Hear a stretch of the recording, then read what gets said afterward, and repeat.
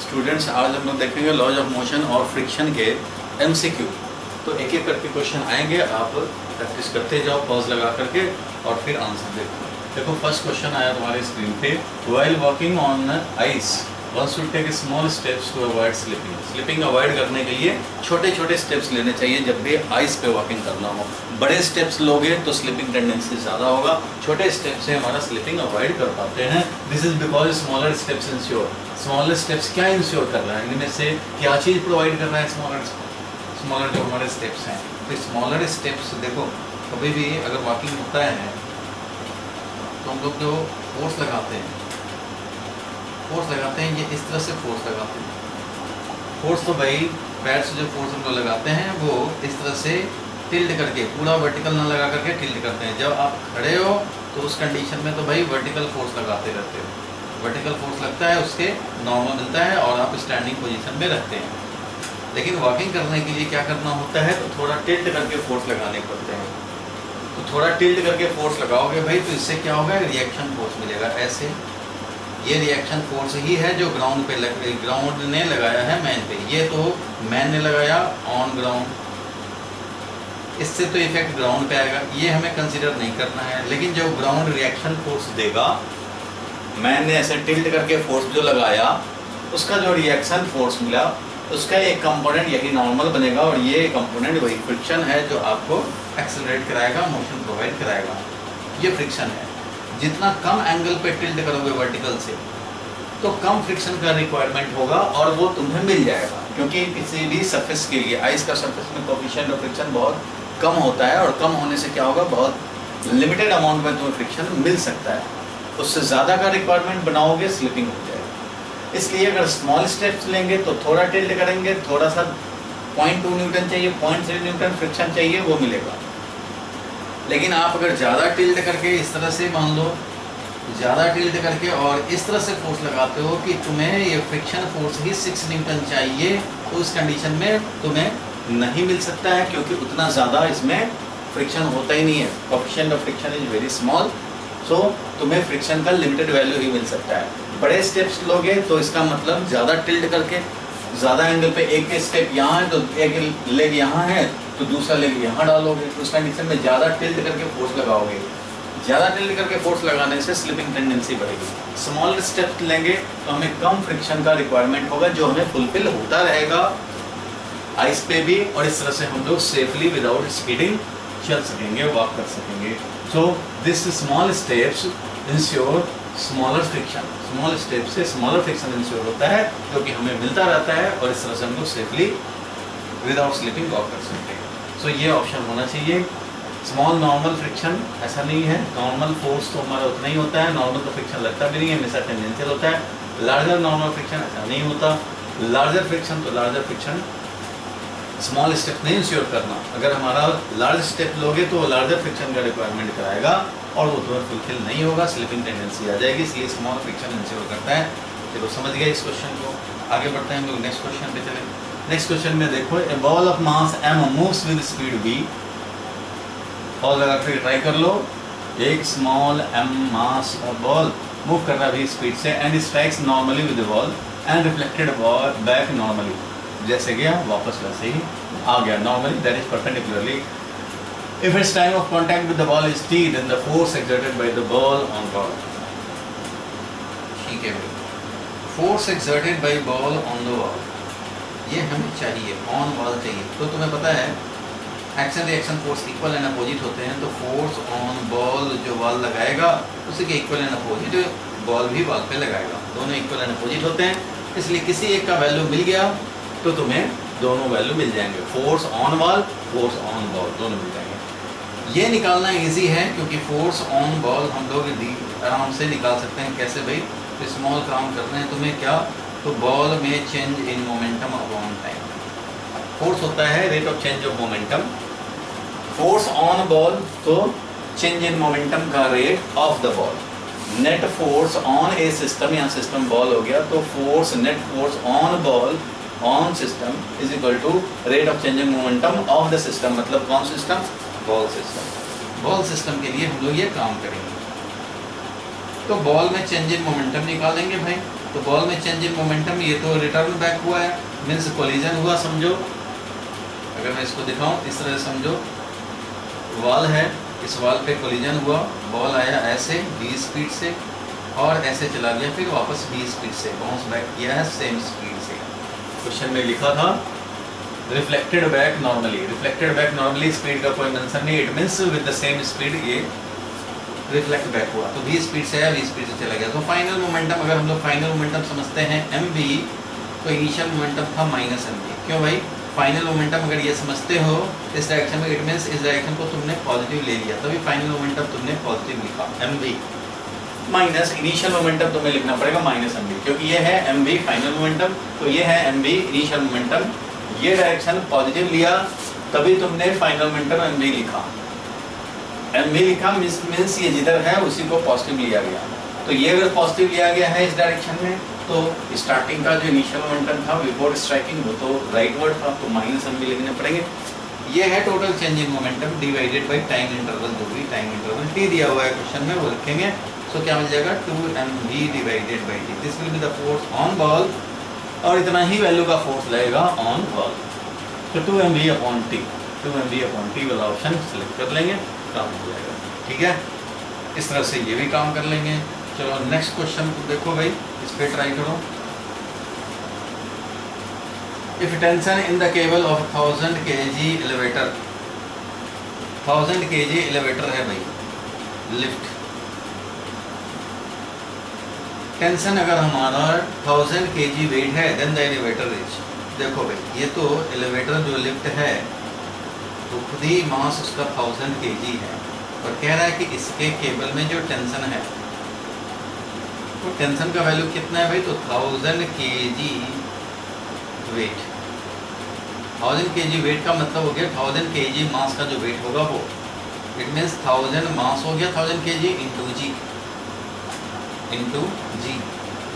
9.8 या 9.81 जो होता है, ये जो 9.81 है, ठीक है, ये किलोग्राम है, ये यूनिट है, ये जी अलग है, 9.8 मीटर पर सेकंड स्क्वायर, तो टेंशन ही इतना है, तो भाई इसका अपना वेट भी तो होगा, इसका अपना वेट कितना होगा, तो वो भी तो इतना ही होगा 1000 kg इंटू जी 9.8, इसलिए 1000 kg वेट ही हमारा टेंशन है, तो उतना तो इसका वेट भी है। It means the lift is in equilibrium, net force इस पे क्या हो जाएगा, नेट फोर्स हो जाएगा जीरो, और जब नेट फोर्स जीरो है तो इसका मतलब इक्विलिब्रियम है, एक्सेलरेशन भी जीरो है और वेलोसिटी रहेगा कांस्टेंट, इट मीन्स इक्विलिब्रियम है। तो अब जरा देख लेते हैं ऑप्शन में, ऑप्शन में क्या कहता है, the elevator may be at rest और in uniform motion, may be at rest और यूनिफॉर्म मोशन, रेस्ट में है, रेस्ट में ही है तो भी एक्सेलरेशन जीरो, या फिर यूनिफॉर्म मोशन वेलोसिटी कांस्टेंट तो भी एक्सेलरेशन जीरो, तो फर्स्ट ऑप्शन तो करेक्ट हो जाएगा। Second, elevator is accelerating upward, तो भाई एक्सेलरेटेड होता तो ऐसा नहीं होता, ये जितना वेट है उससे ज़्यादा टेंशन होगा तभी एक्सेलरेट करेगा अपवर्ड में। मे बी एट रेस्ट और एक्सेलरेटिंग, नहीं भाई रेस्ट में तो हो सकता है, एक्सेलरेटिंग के लिए ये दोनों फोर्स इक्वल एंड अपोजिट है, ऐसा नहीं होना चाहिए, ये फोर्स चाहे लार्ज हो तो अपवर्ड एक्सेलरेट होगा, इससे लार्जर होगा तो अपवर्ड एक्सेलरेट होगा, इससे वेट से स्मॉलर होगा टेंशन तो ये डाउनवर्ड एक्सेलरेट होगा, इक्वल होगा तो नो एक्सेलरेशन, तो एक्सेलरेशन इज डाउनवर्ड, ये भी नहीं है, तो फर्स्ट ऑप्शन है मे बी एट रेस्ट और इन यूनिफॉर्म। चलो ये समझ गए, नेक्स्ट देखें हम लोग, नेक्स्ट क्वेश्चन पे जरा ट्राई करो भाई, कॉल लगा करके ट्राई कर लो, 1 2 3 4 लगा लो थोड़ा सा जोर। The average force necessary to stop a bullet of mass 20 gram moving with speed 250 metre पर सेकंड, चलो भाई बुलेट है 20 ग्राम का, 250 मीटर पर सेकंड से जा रहा है, ठीक है, as it penetrates into the wood at wood for a distance of 12 centimetre, means किसी वुड में ये पेनिट्रेट कर रहा है up to distance of 12 centimetre only, तो 12 सेंटीमीटर पेनिट्रेट करके ये स्टॉप हो जा रहा है, तो ऐसे कंडीशन में एवरेज फोर्स कितना लगा ये चाहिए, तो फोर्स क्या होगा भाई, तो एवरेज फोर्स जो लगा है उसमें रिटार्डेशन प्रोड्यूस किया गया, मास इनटू एक्सेलरेशन होता है, change in velocity divided by time interval, ऐसा कर सकते हैं हम लोग, ठीक है। एक्सेलरेशन चाहिए, तो एक्सेलरेशन कैसे निकाले तभी तो फोर्स मिलेगा। अब एक्सेलरेशन निकालने का देखो, अगर टाइम और चेंज इन वेलोसिटी दिया होता तो इससे निकाल लेते एक्सेलरेशन, लेकिन टाइम के बारे में कोई मेंशन नहीं है, हाँ डिस्टेंस जरूर मेंशन है कि 12 सेंटीमीटर जाने पे ये स्टॉप हो गया, इसलिए हम लोग एक्सेलरेशन निकालने के लिए ये काम करेंगे, v square is equal to u square plus twice s अगर यूज करें तो हमें एक्सेलरेशन मिल सकता है, क्योंकि एस गिवन है, वी गिवन है, final velocity is 0, initial velocity हमारा दिया हुआ है 250 मीटर पर सेकेंड, तो एक्सेलरेशन मिल जाएगा। एस का वैल्यू दिया हुआ है 12 सेंटीमीटर, तो यहाँ से एक्सेलरेशन का वैल्यू निकाल दोगे भाई, ये तो 0 स्क्वायर है, ये वाला 0 स्क्वायर है, तो एक्सेलरेशन का वैल्यू क्या हो जाएगा, रिटार्डेशन हुआ, एक्सेलरेशन का वैल्यू हो जाएगा हमारा minus of you square upon 2s, you square means 250 का स्क्वायर, देखो माइनस साइन तो रिटार्डेशन बता रहा है, मेन हमें चाहिए एक्सेलरेशन का value, retardation means retarding force मिलेगा हमें 250 का square divided by 2 into 12 centimetre, तो 12 इंटू 10 पावर माइनस 2 लिखना पड़ेगा, ये मिल जाएगा acceleration. So force will be equal to mass into acceleration, mass कितना था भाई, तो मास का वैल्यू दिया गया था कितना 20 ग्राम, देखो मास 20 ग्राम, तो 20 ग्राम मीन्स ऐसा ही में करोगे भाई, पॉइंट 2 करेंगे तो 200 ग्राम हो जाएगा, 0.2 kg करेंगे तो 200 ग्राम हो जाएगा, तो 0.02 ये हो जाएगा 20 ग्राम, 20 डिवाइडेड बाई 1000, ठीक है, इतना kg, 20 ग्राम का मतलब ये होगा, तो मास ये है हमारा, kg से कैंसिल होगा, 0.02 kg इंटू एक्सेलरेशन, एक्सेलरेशन ये है 250 का स्क्वायर डिवाइडेड बाई ये 24 × 10 पावर माइनस 2, ये वैल्यू कैलकुलेट कर लोगे मिल जाएगा तुम्हें आंसर, काम यही करना पड़ेगा और इसमें कोई बात नहीं है, ठीक है, ये कैलकुलेशन कर लेंगे और आंसर टिक कर देंगे। चलो क्लियर है, यहाँ तक आगे बढ़े, नेक्स्ट क्वेश्चन आ गया, चलो 5 नंबर क्वेश्चन देखो, ए फोर्स वेक्टर दिया हुआ है, force vector applied on A mass represented by 6i - 8j + 10k and acceleration, accelerates हो रहा है भाई, एक्सेलरेट्स विद 1 मीटर पर second square, what will the mass, अच्छा ये तो ऐसे ही 9th क्लास का क्वेश्चन हो गया, मास बताना है, फोर्स दिया है, force is equal to ma होता है, फोर्स दिया हुआ है और एक्सेलरेशन भी दिया हुआ है, तो मास का वैल्यू बताना है, मास क्या हो जाएगा, force divided by acceleration, force कितना, तो फोर्स का मैग्नीट्यूड लिखना पड़ेगा, वेक्टर फॉर्म में दिया हुआ है, उसका मैग्नीट्यूड निकालना पड़ेगा, एक्सेलरेशन तो दिया हुआ है 1, SI में दिया हुआ है, बिल्कुल SI में दिया हुआ है। चलो भाई फोर्स वेक्टर का वैल्यू निकालने पड़ेंगे, तो ये हो जाएगा 6i cap minus 8j cap plus 10k cap, इसका मैग्नीट्यूड तुम्हें निकालने पड़ेंगे,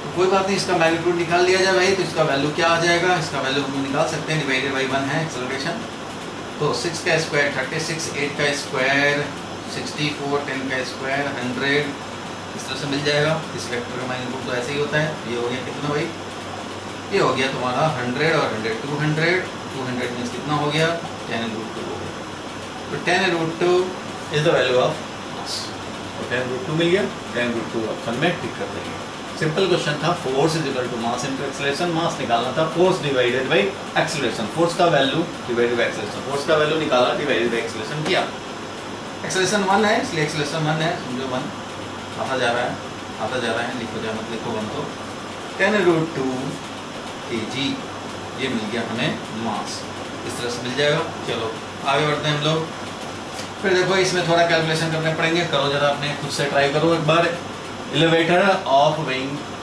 वेट जो इसका दिया हुआ है 6000 kg is pulled upward by a cable with an acceleration of 5 metre पर second square, taking g to be 10 metre पर second square, then the tension in the cable is, tension निकालना है, चलो भाई निकाल लो जल्दी से, एक बार पॉज तो लगाओ और डायग्राम बनाओ, उसके बाद इक्वेशन लिखो, सॉल्व करो, मिल जाएगा। वैसे कुछ लोग जो ज़्यादा प्रैक्टिस कर चुके हैं इस तरह के क्वेश्चन, वो ऐसे ही बता देंगे कि क्या होना चाहिए, एक तो केबल को टेंशन जो होना चाहिए, इसका वेट को बैलेंस करना ही चाहिए, साथ में 5 मीटर पर सेकंड स्क्वायर का एक्सेलरेशन भी प्रोड्यूस करना चाहिए, इट मीन्स टेंशन का वैल्यू हो जाएगा मास इंटू 10 + 5, क्योंकि अपवर्ड एक्सेलरेट कर रहा है 5 से, g इफेक्टिव समझो 10 + 5 15 हो गया, तो मास इंटू एक्सेलरेशन 6000 इंटू 15 हो जाएगा, 6000 इंटू 15, तो 15 6 99 90,000 हो जाएगा, ये आंसर हो जाएगा। लेकिन कोई बात नहीं है, अगर आप ऐसा कर सकते हैं, प्रैक्टिस है तो कर सकते हैं, नहीं तो आप सिंपल जो वर्सेटाइल मेथड होगा वो होगा कि भाई हम लोग फ्री बॉडी डायग्राम बनाएं, टेंशन दिखाएं, वेट दिखाया, वेट हो गया 600 इंटू 9.8, ये है वेट, टेंशन हमें निकालना है, and it is given that acceleration is 5 metre पर सेकंड स्क्वायर, तो इस हिसाब से हम लोग लिखेंगे। अगर अपवर्ड डायरेक्शन में हम लोग लिखते हैं net force in the upward direction is equal to mass into acceleration, भी अपवर्ड डायरेक्शन में ऐसा लिखेंगे, क्योंकि हम लोग net force in any direction is equal to mass of the system into acceleration in that direction ऐसा लिख सकते हैं। नेट फोर्स अपवर्ड में बोलेंगे भाई कितना हो जाएगा, तो टेंशन माइनस 6000 इंटू जी है 10 is equal to mass 6000 into acceleration है 5। So tension value will be equal to 6000 और 10 plus 5 15, बस यही हो जाएगा 90,000 मिल का आंसर। तो 90,000 न्यूटन हो जाएगा इसका आंसर। ठीक है, कोई परेशानी नहीं। ये हो गया टेंशन का वैल्यू। क्लियर है यहाँ तक? चलो आगे बढ़ते हैं हम लोग, नेक्स्ट क्वेश्चन पे चलें। ट्राई करो इसको भी, जरा तुम पॉज लगा करके एक बार ट्राई कर लो। पॉज लगा करके ट्राई करो भाई। बॉल ऑफ मास 0.2 kg, ये तो ऐसा ही नहीं दे दिया 0.2 kg, moves with velocity 20 metre पर second and stops in 0.1 second. अच्छा, इतने वेलोसिटी से मूव कर रहा था, 0.1 सेकंड में स्टॉप कर लिया गया। Then the force on the ball, force निकाल लें। ये दे दिया इतने टाइम में स्टॉप कर दिया गया है, तो रिटार्डेशन निकाल लो भाई। जब तुम्हें ये पता है कि इतने टाइम में ये स्टॉप हो गया, सर्टेन वेलोसिटी से जीरो वेलोसिटी पे आ गया, एक्सेलरेशन निकाल लो, तो फोर्स निकाल लोगे। मास दिया है तो फोर्स निकालने के लिए तो मास इनटू एक्सेलरेशन होता है, एक्सेलरेशन निकालने पड़ेंगे। तो ये फॉर्मूला है, mass is given but acceleration is not given. इसके लिए हम लोग काम करेंगे। क्या काम करेंगे भाई? तो दिया हुआ है कितने टाइम में वेलोसिटी इसका स्टॉप हो गया है। So v is equal to u plus at से हम लोग आगे बढ़ा सकते हैं, काम कर सकते हैं। फिर फाइनली जीरो हो गया। इनिशियल वेलोसिटी था कितना, 20 मीटर पर सेकेंड। एक्सेलरेशन का वैल्यू चाहिए, एक्सेलरेशन और टाइम लगा है 0.1 second. So acceleration value will be equal to कितना, तो minus of 20 divided by 0.1। It means minus of 200। Acceleration का वैल्यू है 200 SI में, यानी मीटर पर second square. So force will be equal to mass into acceleration, और mass का value था SI में दिया हुआ था, कितना वैल्यू दिया था 0.2, तो 0.2 मल्टीप्लाइड बाई 200 हमें चाहिए एक्सेलरेशन फोर्स का वैल्यू। तो ये हो गया कितना 4 और ये हो गया 40 न्यूटन। तो 40 Newton will be the answer. तो कोई परेशानी नहीं होना चाहिए। तो सबसे पहले हम लोगों ने भाई force is equal to ma होता है, मास दिया हुआ, एक्सेलरेशन नहीं दिया था, बढ़िया दिया था कि इतने टाइम में ये स्टॉप हो गया, तो कितना रिटार्डेशन प्रोड्यूस हुआ वो हमने निकाल लिए। मास इनटू एक्सेलरेशन, एक्सेलरेशन नेगेटिव में लिखो या वैल्यू लिखो, हमें तो वैल्यू से मतलब है। तो इस तरह से हम लोग ने निकाल लिया। चलो अब नेक्स्ट क्वेश्चन पे हम लोग चलें। नेक्स्ट क्वेश्चन देखो भाई, नेक्स्ट क्वेश्चन थोड़ा सा पढ़ो, सोचो, करना पड़ेगा थोड़ा काम इसमें। चलो भाई नेक्स्ट क्वेश्चन आ गया। 2 मिनट पॉज लगा के इसको जरूर सोचो। ये कॉन्सेप्चुअल है, इसमें कुछ खास है नहीं, कैलकुलेशन ज़्यादा करने की ज़रूरत ही नहीं है। Tension on the string at point P point पे टेंशन द स्ट्रिंग T है। The graph of tension versus x is as shown. Tension versus x graph दिया हुआ है, टेंशन वर्सेस x ग्राफ दिया हुआ है।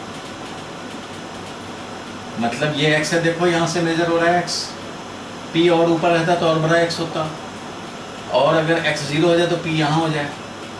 तो यहाँ पर का टेंशन तो इसका वेट होगा भाई, जितना वेट है उतना ही टेंशन होगा। ये वेट, क्योंकि इस वाले ब्लॉक को अगर कोई इक्विलिब्रियम में रखा है तो इस पे लग रहा है mg वेट, और यहाँ का जस्ट टेंशन कितना हुआ होगा, तभी तो इक्विलिब्रियम में है, कितना हुआ होगा भाई, तो mg। लेकिन यहाँ पे अगर चले जाएं तो टेंशन बढ़ रहा है, ये x है, अगर टेंशन इज इंक्रीजिंग, ग्राफ में दिख रहा है हमें tension is increasing. Certain tension था जब x इक्वल टू 0 था तो टेंशन mg था, लेकिन जैसे जैसे अपवर्ड जा रहा है x बढ़ता जा रहा है, वैसे वैसे टेंशन का वैल्यू भी बढ़ रहा है। It means this string is of some mass. यहाँ का टेंशन अगर निकालना चाहेंगे तो इतने को सिस्टम बनाएंगे, तो इतने को जब सिस्टम बनाएंगे तो यहाँ का ये मास प्लस ये मास, अगर ये 6 kg है और ये अगर 1 kg है तो पूरे 7 kg का यहाँ टेंशन लगेगा, small m plus capital M into g। इसलिए टेंशन अगर इंक्रीज होता जा रहा है, it is indicating clearly that the spring और rope is of mass. Massless नहीं है, मैथलेस होता तो टेंशन एवरीवेयर सेम हो जाता। मास है तभी तो यहाँ का टेंशन निकालना है तो इतने का वेट, यहाँ टेंशन निकालना है तो इतने का वेट, यहाँ निकालना है तो इस पूरे का वेट, यहाँ निकालना है तो ओनली ब्लॉक का weight. So since tension is increasing with x, it means the rope is having mass. तो यहाँ पे the string is massful, string mass वाला है, बिल्कुल करेक्ट है। Tension on every point on the spring is same then the string is having finite mass. Same होगा, ऐसा तो नहीं है भाई, मासलेस नहीं होगा, नॉन ऑफ दीज नहीं होगा, मासफुल होगा, मास वाला है, इसलिए मास वाला ये सिलेक्ट कर लेंगे। चलो नेक्स्ट क्वेश्चन पे देखें।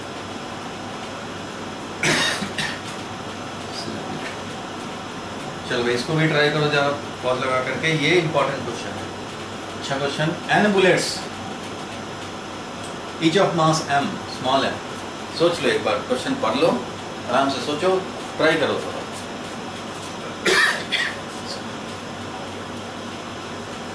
चलो देखो भाई, अब जरा देखो, n bullets each of mass small m, small m के n बुलेट्स को फायर किया गया है, सबके मास स्मॉल m है और n बुलेट टोटल फायर किया गया विद वेलोसिटी v मीटर पर सेकंड। चलो भाई v मीटर पर सेकंड, v मीटर पर सेकंड से फायर कर दिया at a rate of n bullets per second.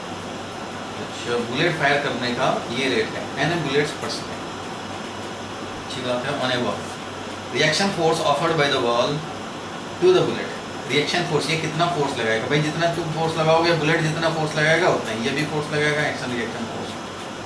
Bullet कितना फोर्स लगाएगा भाई, तो rate of change of momentum होता है फोर्स, क्योंकि बुलेट जो स्ट्राइक करेगा तो उसके मोमेंटम में चेंज होगा। कौन चेंज करेगा भाई, बुलेट के मोमेंटम में कौन चेंज करेगा, mv मोमेंटम लेके गया और जीरो हो गया, क्योंकि वॉल में तो जाकर के एम्बेडेड हो जाएगा। तो बुलेट यहाँ पे जो भी मोमेंटम p लेके गया यहाँ जीरो हो गया, मोमेंटम वॉल में एम्बेडेड रह गया।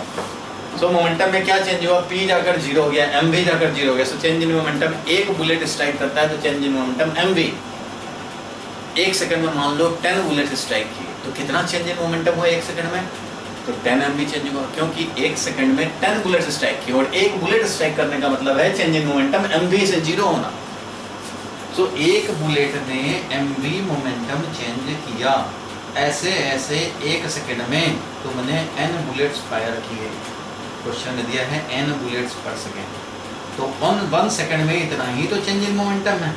अगर 1 सेकंड का टाइम इंटरवल लें तो n बुलेट्स हैं, इसलिए फोर्स यही हो जाएगा। मीन्स सिंपल सा ऐसा भी बात लिख सकते हो कि मान लो टोटल n बुलेट्स फायर किया हमने डेल्टा t टाइम में, n बुलेट्स, तो ऐसा बन जाता, n बुलेट्स फायर किया, कैपिटल N बुलेट्स फायर किया और एक बुलेट में स्ट्राइक करने से mv मोमेंटम चेंज हुआ, क्योंकि मोमेंटम में चेंज तो mv है भाई, mv से जीरो हो गया है तो चेंज इन मोमेंटम तो भाई mv है। n बुलेट्स अगर फायर होता है, मान लो 2 घंटे तक फायरिंग किया, 2 घंटे में n बुलेट्स फायर किया, 2 करोड़ बुलेट्स फायर कर दिया, तो कर दिया, ठीक है भाई, capital N total number of bullets fired, 1 bullet का इतना change in momentum, total momentum में इतना चेंज हुआ, लेकिन वो कितने टाइम में हुआ, डेल्टा t टाइम में। तो capital N divided by delta t is number of bullets fired per unit time, यही तो स्मॉल n है। क्वेश्चन में जो स्मॉल n लिखा है वो यही तो है, small n is total number of bullets fired per unit time. तो कई बार क्वेश्चन इसके फॉर्म में दिया होता है कि टोटल बुलेट्स इतने टाइम में हमने फायर कर दिया तो कितना फोर्स होगा, तो ऐसे निकालेंगे। और जब रेट ही दे दिया n बुलेट्स पर सेकंड, तो इसका मतलब 1 सेकंड में n बुलेट्स फायर हुआ। अब 1 सेकंड में 10 ही बुलेट फायर तो 10 mv हो जाएगा फोर्स। 1 सेकंड में अगर 20 बुलेट फायर होगा तो 20 mv हो जाएगा फोर्स। लेकिन 2 सेकंड में 20 अगर हुआ है तो यहाँ 2 सेकंड रखने पड़ेंगे, यहाँ 20 यानी कि 10 बुलेट पर सेकंड, तो 20/2 करोगे तो अपने आप 10 आ जाएगा। सो स्मॉल n जब दे दिया number of bullets per second firing, तो सीधा स्मॉल n इंटू mv ये हो जाएगा, कैपिटल N का इंपॉर्टेंस नहीं रह जाएगा, स्मॉल n mv। तो ये वाला ऑप्शन टिक कर देंगे इसमें। क्लियर है यहाँ तक? चलो भाई बहुत अच्छे, नेक्स्ट क्वेश्चन पे चलते हैं हम लोग। चलो नेक्स्ट क्वेश्चन ट्राई करो, पॉज लगा करके, पॉज लगाओ भाई।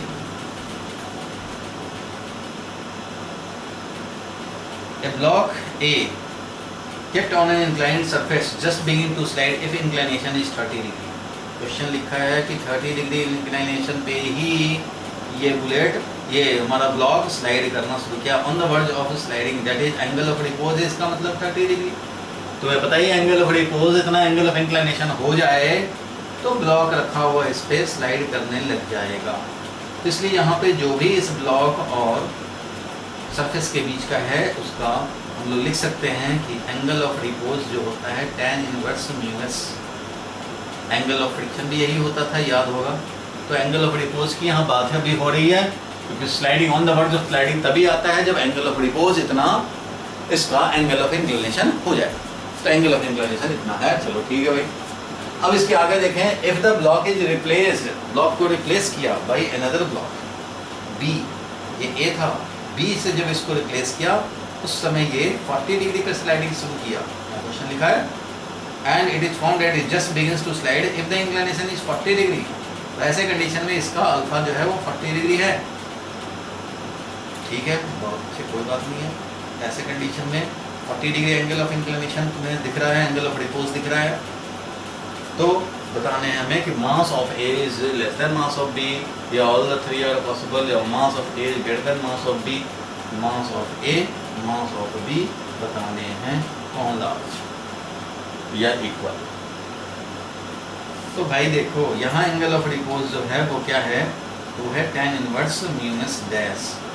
भाई तुमने ब्लॉक बदल दिए, ब्लॉक दूसरा लाए हो, ए ब्लॉक से चेंज करके तुमने बी ब्लॉक लाया, अब हो सकता है पहले प्लास्टिक का वुडन ब्लॉक ले आए, तो भाई म्यू चेंज हो गया, अल्फा तो tan इनवर्स म्यूएस होता है, यहाँ पे 30 डिग्री था, इधर 40 डिग्री है, इट मीन्स म्यू चेंज हुआ, तभी तो एंगल ऑफ रिपोज कब चेंज होगा, जब म्यूएस हमारा चेंज हो जाए, तो म्यूएस से म्यूएस डैश हो गया।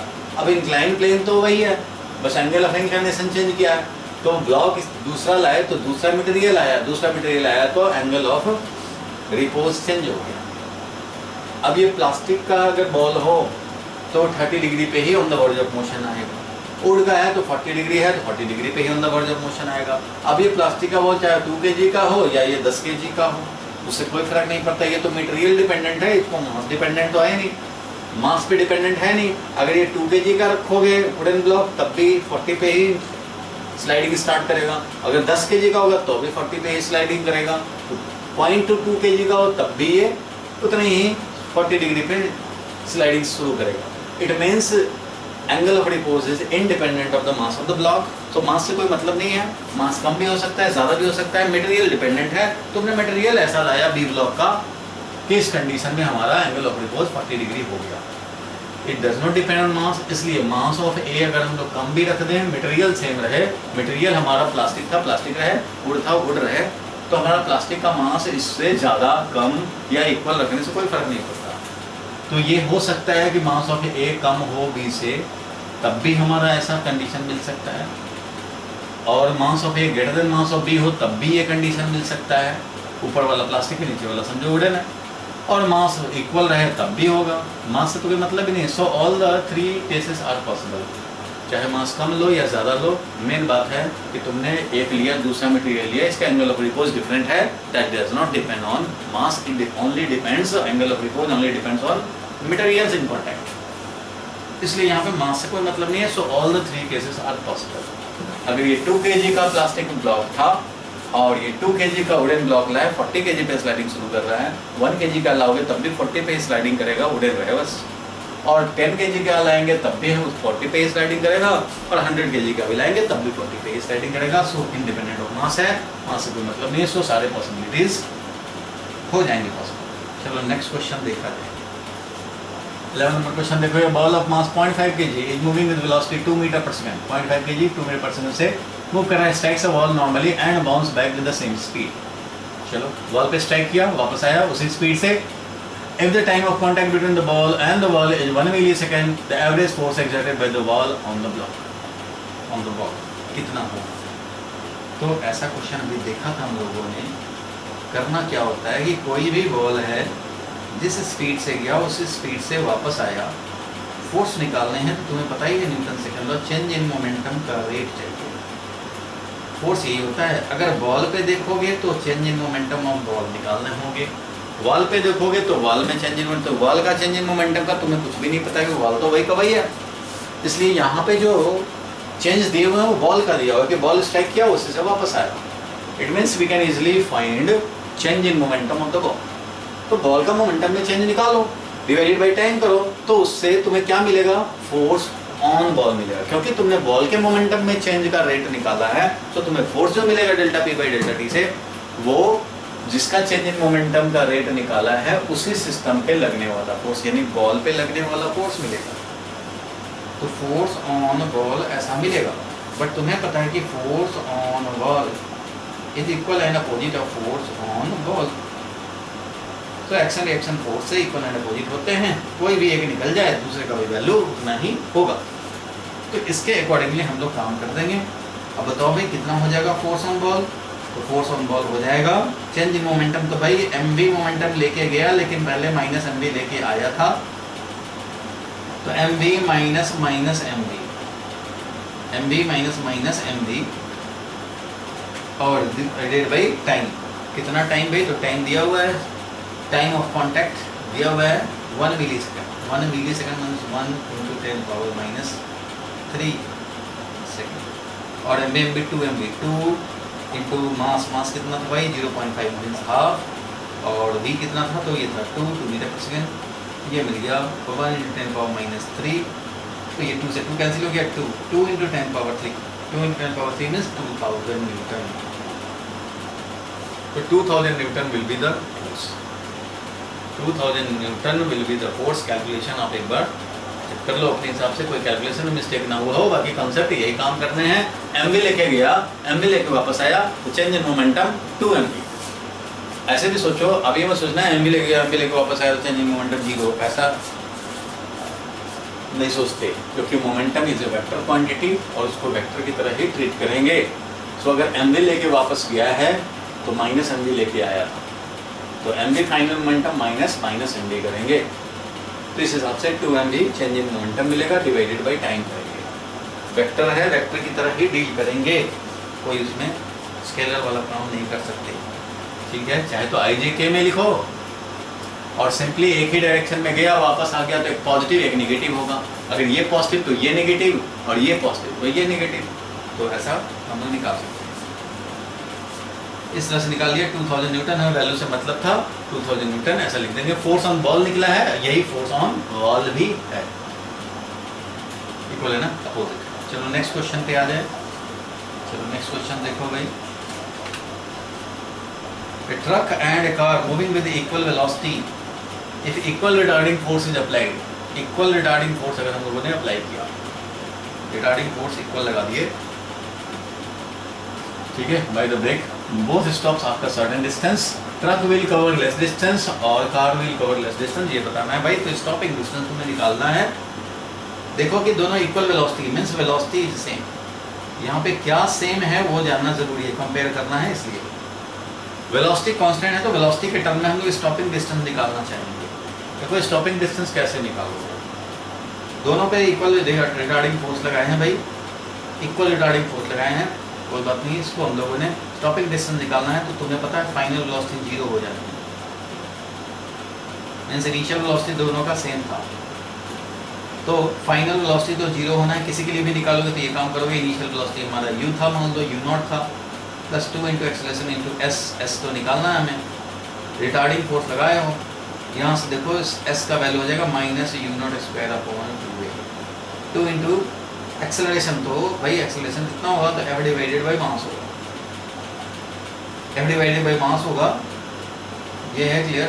और एक्सेलरेशन क्योंकि नेगेटिव है तो यहाँ पे एक नेगेटिव भी लगाओगे, एक्सेलरेशन रिटार्डेशन हो रहा है भाई, रिटार्डिंग फोर्स है तो minus minus positive, means stopping distance will be u0² 2 into a का वैल्यू ये 2f, ये है stopping distance in terms of initial velocity and force.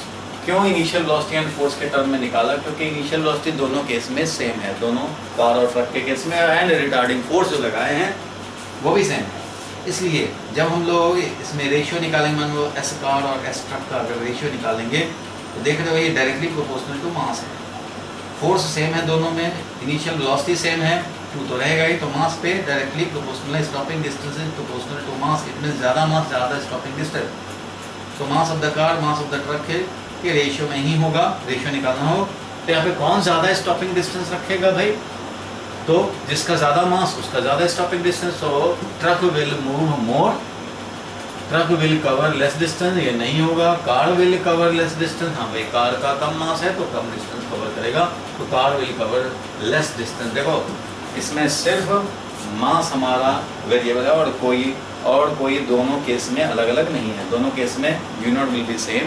Force retarding force दिया हुआ था इसलिए रिटार्डिंग फोर्स के टर्म में हमने लिखा स्टॉपिंग डिस्टेंस, ताकि ये दोनों सेम रहे, कैंसिल हो जाए, इसको कंसिडर ना करना पड़े। तो डायरेक्टली प्रोपोर्शनल टू मास, और इससे हम लोग निकाल लेंगे smaller mass of the car means smallest stopping distance, so car will cover less distance before rest. तो ये ऑप्शन हम लोग सेलेक्ट कर लेंगे। चलो भाई नेक्स्ट क्वेश्चन पे चला जाए। नेक्स्ट क्वेश्चन आ गया, ये थोड़ा ट्रिकी क्वेश्चन था, इसमें भी पूछ सकते थे।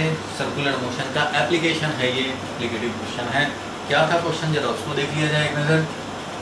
Body moves along the uneven surface, ऐसा सरफेस मान लो इस तरह का सरफेस है और इस पे बॉडी मूव कर रहा है, मतलब ये समझ लो कि ये ऐसा सरफेस है, ये ऐसा सरफेस, इस पे चींटी को हम लोगों ने चला दिया। भाई चींटी तो ऐसे ऐसे जाएगा, इस तरह का सरफेस है, अब चींटी इस पे जा रहा है, या कोई इस तरह का समझो माउंटेन है, माउंटेन में कार से जा रहे हो, बस इस तरह का ये कंडीशन है। तो body moves along the uneven surface with constant speed, speed is constant, speed constant, ये ऐसे चल रहा है, स्पीड कांस्टेंट है। यहाँ पे ये ए है और यहाँ पे भी है, स्पीड कांस्टेंट, ठीक है। The normal reaction due to the ground on the body is, normal reaction same at A B and C, at A B and C, A B and C पे क्या नॉर्मल रिएक्शन सेम है, normal reaction जो लगेगा वो क्या same है, maximum at A, maximum at B and minimum at C, ये बताने। तो भाई इसमें कैलकुलेशन करके भी निकाल सकते हो, बिना कैलकुलेशन का भी काम कर सकते हो। कैसे, अगर ऑब्जर्वेशन मेथड से देखें तो भाई देखो, चाहे वो किसी भी पॉइंट पे हो, normal must have to balance its weight, weight mg को तो नॉर्मल को बैलेंस करना ही है, ठीक है। साथ में कुछ एक्सेलरेशन भी प्रोवाइड करना है। कैसे, तो यहाँ पे भी देखो नॉर्मल प्रोवाइड करेगा, लेकिन ये यहाँ पे सर्कुलर मोशन का पार्ट होगा, ऐसे पार्ट होगा, और सर्कुलर मोशन के लिए सेंट्रीपिटल एक्सेलरेशन चाहिए होता है एक्स्ट्रा, सेंटर की तरफ। यहाँ पे ऐसे सर्कुलेट कर रहा है, इधर है सेंटर, तो इधर चाहिए। इसमें सर्कुलेट कर रहा है तो इधर चाहिए कुछ फोर्स, तभी ये सर्कुलेट करेगा, ऐसे इधर सेंट्रीपिटल चाहिए। तो नॉर्मल यहाँ पे और mg, यही तो दो फोर्स हैं। यहाँ पे अगर बात करें हम लोग, तो ये नॉर्मल है, इधर mg है। अगर नॉर्मल mg इक्वल ही हो जाए तो उस कंडीशन में तो ये एक्सेलरेट ही नहीं करेगा इस डायरेक्शन में, इधर तो इसको सेंट्रीपिटल एक्सेस से रखने हैं। इसलिए यहाँ mg से, अगर mg मान लो फॉर एग्जांपल 20 न्यूटन है, तो इसको 20 से ज़्यादा होना पड़ेगा, 30 होगा तब तो 10 इधर मिलेगा, तो ये सर्कुलर मोशन का पार्ट बन पाएगा। इसलिए normal is greater then mg इस केस में। यहाँ इस केस में देखो नॉर्मल ऐसे होगा, इधर mg होगा, और क्योंकि ये इधर सर्कुलेट कर रहा है इसलिए mg ज़्यादा होगा नॉर्मल से, तो यहाँ पर normal value is less then mg, mg is greater then. ये अगर 20 है तो ये 25 होगा, अगर ये 20 है तो ये 10 रहे, ये 20 है अगर तो ये 5 रहे, तभी तो नेट मिलेगा हमें सेंटर की तरफ। सी में भी वही कंडीशन है जो ये है। इसलिए सबसे ज़्यादा नॉर्मल कहाँ होगा भाई, यहाँ नॉर्मल ग्रेटर देन mg है, यहाँ नॉर्मल लेस देन mg है, तो सबसे ज़्यादा नॉर्मल मैक्सिमम एट ए, ठीक है। मैक्सिमम एट बी नहीं होगा, मैक्सिमम एट ए होगा, क्योंकि यहाँ पे नॉर्मल को mg के साथ साथ एक एक्सेलरेशन और प्रोवाइड करना है, mg को तो काउंटर बैलेंस करना ही है। तो भाई ये ज़्यादा वैल्यू का होगा तभी हमारा नेट इधर बन पाएगा और ये सर्कुलर मोशन करता नजर आएगा भी स्पीड से। यहाँ पे ये कम होगा नॉर्मल mg से, तभी ये सर्कुलर मोशन करता नजर आएगा। यहाँ पे भी ये ज़्यादा होगा, तो सी के लिए तो बोला जा रहा है कि मिनिमम तो होगा नहीं, ज़्यादा ही होना है, तो सबसे ज़्यादा ए पे है। वही हाल सी पे भी है, सी पे भी है, लेकिन सी के लिए जो इन्फॉर्मेशन दिया है मिनिमम वाला दिया है, तो maximum at A will be the correct. तो मैक्सिमम एट ए, ये हम लोग, क्योंकि सर्कुलर मोशन का पार्ट हो रहा है, कभी भी सर्कुलर मोशन करता कोई नज़र आ रहा है तो इसके लिए हम लोग क्या लिखेंगे, नॉर्मल है ये mg ऐसे लिखेंगे, normal minus mg the net force towards centre, और इसके लिए लिखेंगे normal minus mg is equal to m into acceleration towards centre v square by r। तुम्हें नॉर्मल पूछा भी जा सकता है कितना है नॉर्मल का वैल्यू भाई ए पे, तो नॉर्मल का वैल्यू है mg और plus mg square by r। खुद सोचो, mg तो बैलेंस करना ही है उसको, साथ में mg स्क्वायर बाय r भी प्रोवाइड करना है, तभी तो ये r रेडियस पे सर्कुलेट करेगा। तो mg स्क्वायर बाय r भी देने हैं इसको नॉर्मल को, और mg भी देने हैं, इसलिए ये लार्जर वैल्यू का होगा, सबसे ज़्यादा वैल्यू का होगा। चलो नेक्स्ट क्वेश्चन पे आ जाए, नेक्स्ट क्वेश्चन देखा जाए। चलो ट्राई करो इस पे भाई। क्वेश्चन है बॉल स्ट्राइक किया, एंगल दिया हुआ है, बॉल पे स्ट्राइक किया, और ये क्वेश्चन है, ऑप्शन तो दिए ही में। चलो जल्दी से इसको सॉल्व कर लो भाई, पॉज लगाओ 1 मिनट। ट्राई करो, खुद से करोगे तभी फायदा होगा।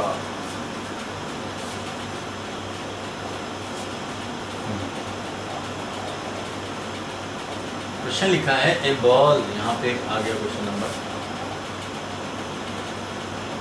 ए ball of mass 3 kg moving with speed 100 metre पर second strikes a ball at an angle of 60 degree as shown in figure. The ball rebounds at the same speed and remains in contact with the ball for 0.2 seconds. Then the force exerted by the ball on the ball. Force निकालने हैं, again ball का information दिया हुआ है, it means हमें change in momentum upon time निकालने पड़ेंगे, तो हमें फोर्स मिल जाएगा। चेंज इन मोमेंटम कैसे निकालेंगे, तो भाई ये 60 डिग्री का एंगल दिया हुआ है, इसको दो मेथड से कर सकते हो। कैसे कैसे, एक तो ऑब्जर्वेशन मेथड से, दूसरा IJK मेथड से। ऑब्जर्वेशन मेथड से देखो, सबसे पहले ऐसे MV लेके आया, ऐसे MV लेके चला गया, MV लेके आया तो ये 60 डिग्री है, तो ये MV cos 60 डाउनवर्ड है मोमेंटम, ऐसे है मोमेंटम पहले, और वो वर्टिकल से 60 डिग्री पे। तो हम लोग बोल सकते हैं this vector have got two component, एक ये है कंपोनेंट P cos 60 डिग्री, और इधर वाला जो कंपोनेंट है वो है P sin 60 डिग्री। और जो ये ऐसे चला गया फिर, क्योंकि इस वर्टिकल से 60 डिग्री के एंगल पर चला है, तो इसका भी अगर हम निकालेंगे तो ये वाला P वैल्यू का है, P cos 60 डिग्री इधर है, और ये वाला है P sin 60 डिग्री। इस तरह से हमें मिला। तो चेंज इन मोमेंटम चाहिए हमें, चेंज इन मोमेंटम। तो देखो भाई, पहले भी ये P cos 60 था राइट वर्ड, ये वेक्टर को हम लोग लिख सकते हैं P cos 60 degree I cap, P sin 60 degree minus J cap. इसको लिख सकते हैं P cos 60 degree minus J cap और P sin 60 डिग्री इधर। ये 60 डिग्री, तो 60 डिग्री के सामने वाला, अच्छा ये साइन वाला आएगा, ये एंगल है, this is P sin 60 degree, और ये हो जाएगा P cos 60 डिग्री। ध्यान से रिजॉल्व कर रहे हैं, ये एंगल दिया हुआ है, इसलिए ये वाला क्या हो जाएगा, ये एंगल है तो ये सामने वाला हो गया, तो P sin 60 degree and this is P cos 60 degree, क्योंकि ये बेस है, ये है, ये परपेंडिकुलर है, ये है, तो इसलिए ये P मोमेंटम लेके आया, तो इसका इस तरह से रिजॉल्व किया। देखा हम लोगों ने कि vertical component as it is है P cos 60, इसलिए इसके मोमेंटम में से ये सब्ट्रैक्ट करेंगे, ये मोमेंटम है P cos 60 degree minus J cap, P sin 60 degree minus I cap, इसका है P sin 60 degree I cap, और ये है P cos 60 degree minus J cap. तो ये सेम है, इसे सब्ट्रैक्ट करेंगे तो सेम ही रह जाएगा और कैंसिल हो जाएगा। मीन्स मैं यहाँ अगर दिखाना चाहूँ तो ऐसा दिखा सकते हैं, फाइनल मोमेंटम ये है, देखो फाइनल मोमेंटम, ये क्या मिलेगा हमें, तो फाइनल मोमेंटम लिख सकते हैं P cos 60 degree minus J cap, और यहाँ P sin 60 degree minus I cap, ये है फाइनल मोमेंटम।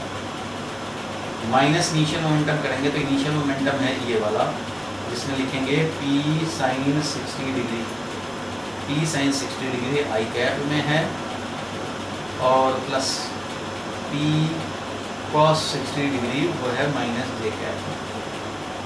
ये हो गया चेंजिंग मोमेंटम।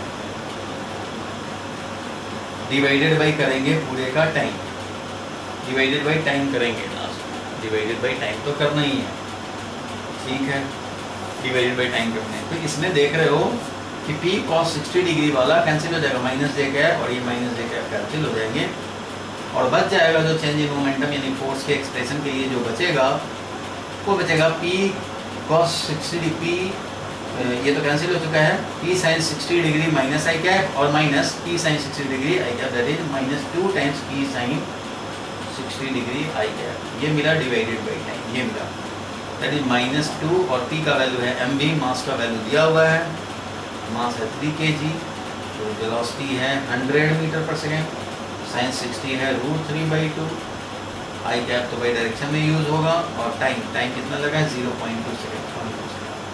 तो ये वैल्यू अब कैलकुलेट कर लेंगे, 0.2 से इसको कैंसिल करेंगे तो ये हो जाएगा 10, और ये 10 हो गया 3√3, 10 डिवाइडेड बाई 2 5√3 इंटू 100, ये मिल जाएगा, that is minus 500√3 I cap -500√3, देख लो कैलकुलेशन मिस्टेक ना हो, 2 mass into velocity 100 sin 60√3/2 I cap 0 divided by 0.2 second, तो 0.2 सेकेंड कर दिया, ठीक है। कैलकुलेशन में 10 हो गया, ये 10 हो गया, तो ये 1000 हो गया, 10 2 से करेंगे तो 5 15 10 आया तो 5 5 3 15 1500 तो 1500√3 आई कैप ये हमें मिल गया माइनस, मतलब अपोजिट डायरेक्शन में। तो भाई फोर्स ऑन बॉल, वॉल से अपोजिट में, तो इस डायरेक्शन को आई कैप लिया, तो इस डायरेक्शन में minus I cap means ball ने जो बॉल पे फोर्स लगाया वो इस डायरेक्शन में लगाया है। ऐसा क्वेश्चन मैं रेगुलर क्लास में भी कराया हूँ, फिर से मैं दिखा दे रहा हूँ अभी कि क्या क्या किया हम लोगों ने भाई।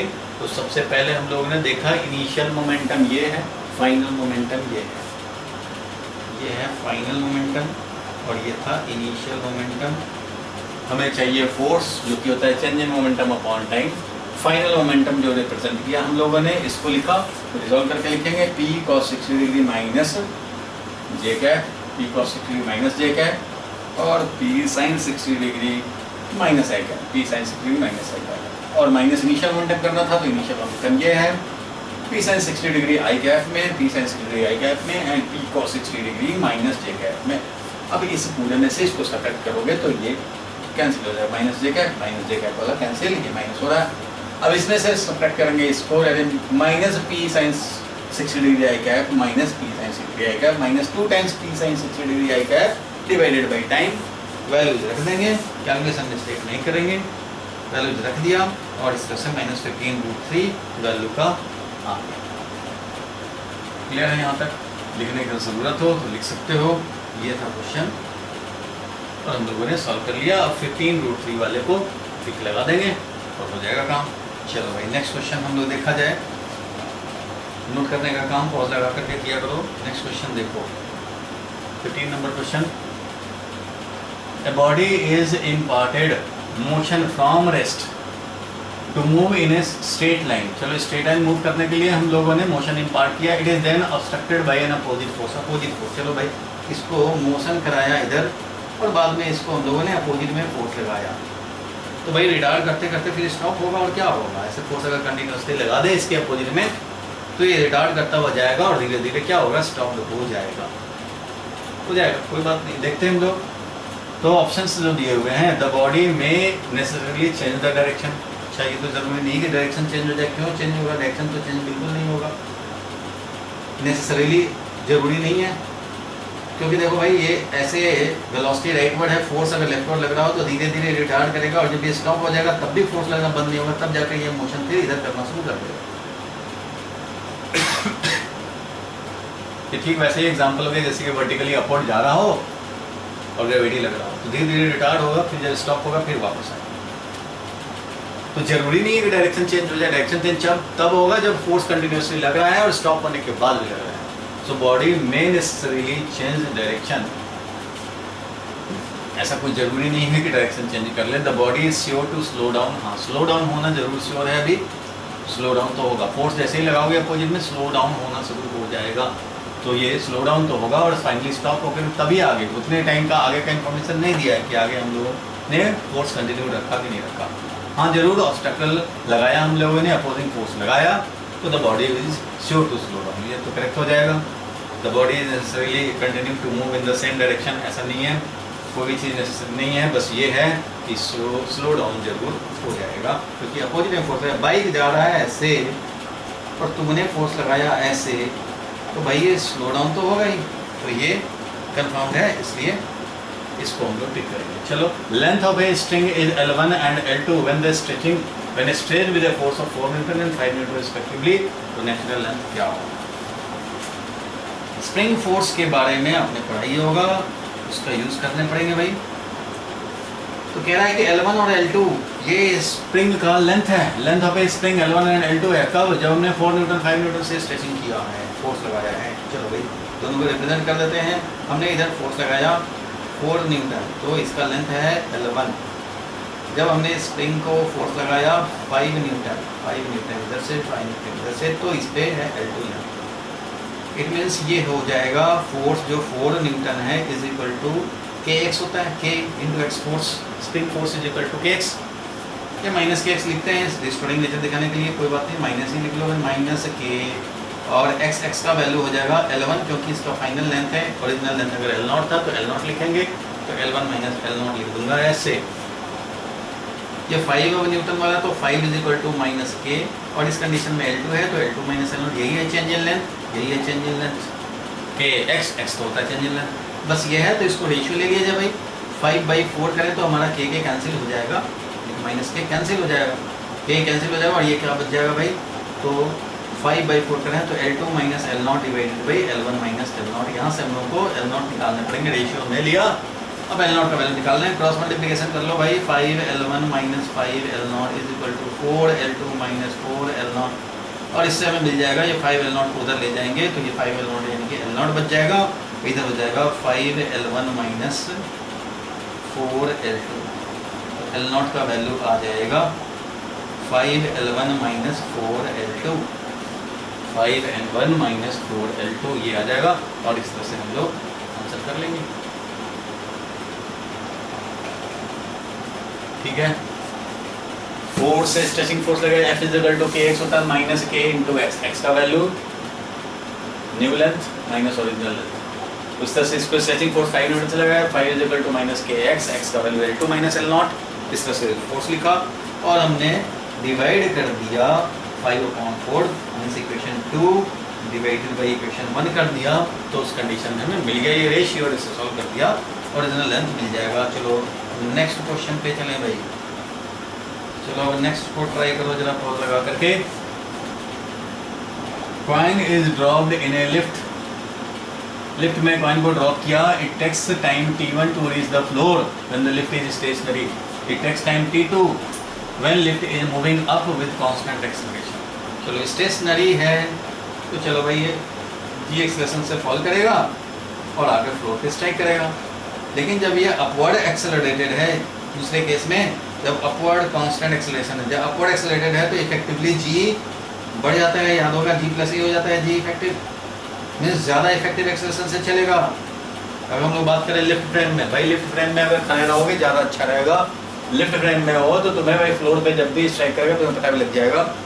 लिफ्ट फ्रेम में हो तो lift frame is accelerated frame, तो उस कंडीशन में हमें सुडो फोर्स लगाना पड़ेगा, नॉन इनर्शियल फ्रेम है, सुडो फोर्स लगाना पड़ेगा। यहाँ पे एक्सेलरेशन नहीं था इसलिए यहाँ पे ओनली जी था, यहाँ एक्सेलरेशन है इसलिए यहाँ पे कितना फोर्स लगेगा इस पर, तो mg प्लस ma लगेगा, mg plus pseudo force ma लगेगा, और इससे g effective g plus a हो जाएगा यहाँ पे, और इसलिए यहाँ पे कम टाइम लगेगा क्योंकि ज़्यादा एक्सेलरेशन से उतना ही डिस्टेंस उतना ही हाइट कवर करना है, उतना इधर देखो भाई हाइट जो कवर करना पड़ेगा s is equal to 0t plus half a t square, यही होगा। हम लोग लिफ्ट फ्रेम में अगर काम करें तो यही इक्वेशन लिखेंगे, s is equal to 0t plus half a square, तो h हाइट 0 इनिशियल वेलोसिटी हमने दिया था, और हाफ इंटू फर्स्ट केस में लिखोगे तो वो लिखोगे gt स्क्वायर, सेकंड केस में लिखोगे g plus a into T square, so t का वैल्यू हो जाएगा √2h/g, फर्स्ट केस में √2h/g, सेकंड केस में √2h/g प्लस a। तो अगर हम लोग एक्सेलरेटेड लिफ्ट में होंगे तो उस कंडीशन g प्लस a ज़्यादा g इफेक्टिव हो गया, डिनोमिनेटर में ज़्यादा वैल्यू तो कम वैल्यू ऑफ टाइम कम हो गया, सो t2 हमारा लेस होगा t1 से, t2 लेस होगा t1 से, t2 लेस होगा t1 से, बहुत ज़्यादा लेस हो जाएगा ऐसा नहीं है, क्योंकि लिफ्ट का एक्सेलरेशन कितना है भाई, थोड़ा सा एक्सेलरेशन होगा 2 मीटर पर स्क्वायर 3 मीटर पर स्क्वायर, बहुत ज़्यादा हो जाएगा ऐसा नहीं है, सो t2 is less than t1 ये ज़रूर रहेगा, क्योंकि ज़्यादा एक्सेलरेशन तो जल्दी पहुंच जाएगा फ्लोर पे। इस तरह से हम लोग इसको सॉल्व कर लेंगे। चलो भाई ये कर लिया, अब नेक्स्ट क्वेश्चन पे देखेंगे। नेक्स्ट क्वेश्चन चलो ट्राई किया जाए। नेक्स्ट क्वेश्चन आ गया, देखो ए मास मेजर्स, ठीक है, man measures time period of a simple pendulum, कोई सिंपल पेंडुलम है इसका टाइम पीरियड मेजर कर रहा है कोई man in stationary lift, t है मेजर किया, स्टेशनरी लिफ्ट है, if lift moves upward with acceleration g/4 then the new time period क्या हो जाएगा।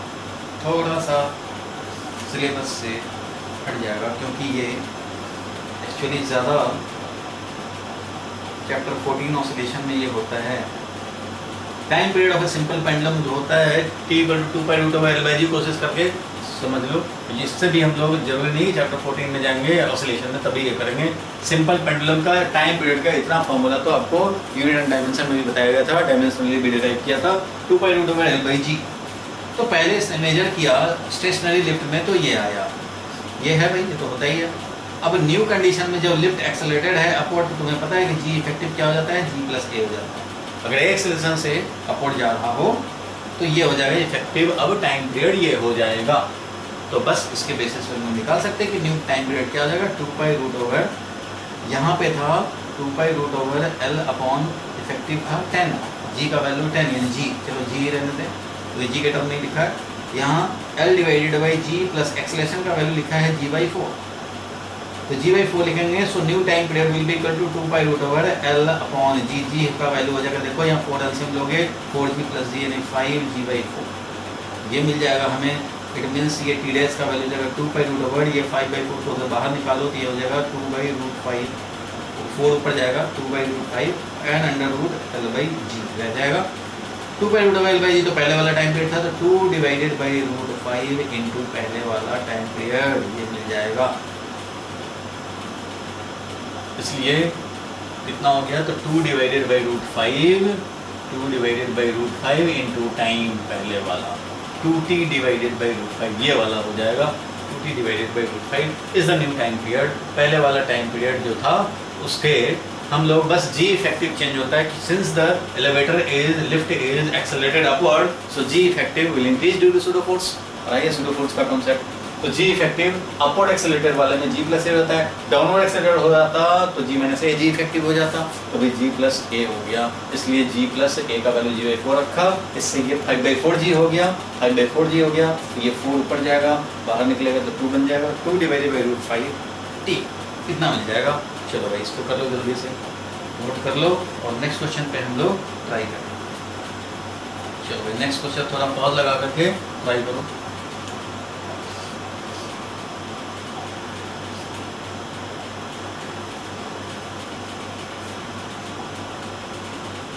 समझ गए वो क्वेश्चन। If the over bridge is concave as seen from ever, ऊपर से देखें तो ओवर ब्रिज हमारा कॉनकेव है, ऐसे है मान लो, ये ओवर ब्रिज ऐसे है। वैसे जनरली ओवर ब्रिज तो इस तरह का होता है, फ्लाईओवर जो होता है वो इस तरह से होता है ओवर ब्रिज, लेकिन ये कॉनकेव है, ऐसा कह रहा है question. Concave as seen from ever मतलब ऊपर से देखें तो भगवान देखेंगे ऊपर से तो ऐसा दिखेगा, कॉनकेव दिख रहा है, ठीक है, instead of being convex. The thrust on the road at the lowest position will be. अब यहाँ पे थ्रस्ट बताने दो, व्हीकल जाएगा, ट्रक जाएगा, कार जाएगा, यहाँ पे थ्रस्ट बताने में कितना फोर्स ही लगा रहा है, मीन्स नॉर्मल का वैल्यू जितना नॉर्मल लगेगा उतना ये भी लगाएगा। यहाँ पे वेट फोर्स नॉर्मल का वैल्यू पूछ रहा है, तो भाई जब ये कॉनकेव है इस तरह से, इट मीन्स ये सर्कुलर मोशन का पार्ट होगा।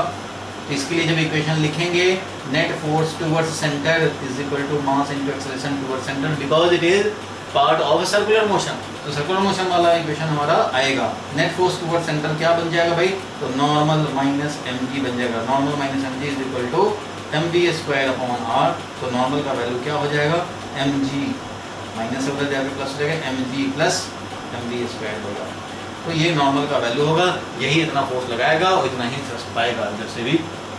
थ्रस्ट मीन्स पुशिंग फोर्स, तो thrust on the road at the lowest position will be mg + mv²/r, mg + mv²/r, ये वाला हो जाएगा करेक्ट ऑप्शन। क्लियर है यहाँ तक, क्योंकि ये कॉनकेव है जो हमारा ब्रिज है, ओवर ब्रिज कॉनकेव है, इसलिए ऐसे सर्कुलर मोशन का पार्ट हो रहा है।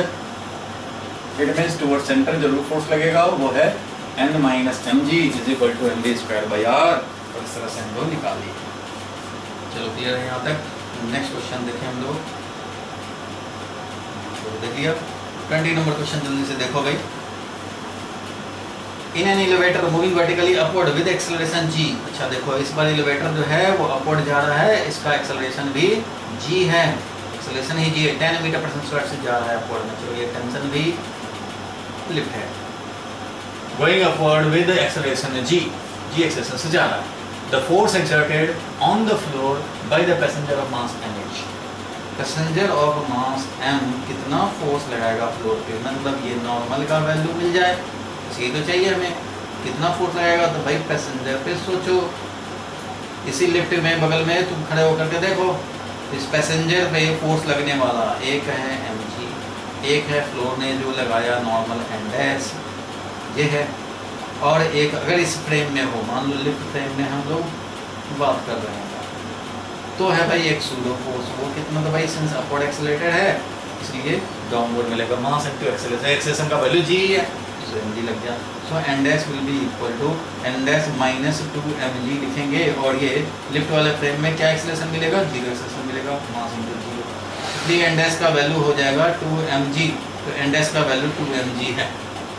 ये चाहो तो तुम लिफ्ट फ्रेम में काम कर लो, या फिर सेकंड मेथड ये हो सकता है कि तुम ग्राउंड फ्रेम में काम करो भाई। अगर ग्राउंड फ्रेम से देखोगे तो मैन सिस्टम पे लगने वाला फोर्स देखो, तो मैन सिस्टम पे लगने वाला फोर्स एक है मान लो N2 जो फ्लोर लगा रहा है इस पे, एक है इसका अपना वेट, और ग्राउंड फ्रेम ऑब्जर्वर जो देखेगा वो ये देखेगा कि लिफ्ट के साथ मैन भी जा रहा है, ए एक्सेलरेशन जो कि दिया हुआ है जी, लिफ्ट के साथ तो ये भी जा रहा है। तो अब इसके लिए ग्राउंड ऑब्जर्वर ने देखा एक्सेलरेशन ए अपवर्ड में, तो ये लिखेगा net force in the upward direction is equal to mass into acceleration भी अपवर्ड डायरेक्शन में, तो ये क्या लिखेगा भाई, लिखेगा N2 minus mg is equal to mass into acceleration है अपवर्ड में g, तो इससे मिल जाएगा N2 का वैल्यू कितना भाई, mg plus mg that is 2mg,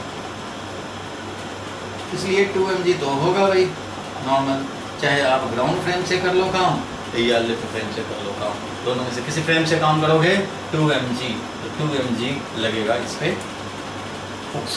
clear है यहाँ तक? चलो आगे बढ़ते हैं हम लोग।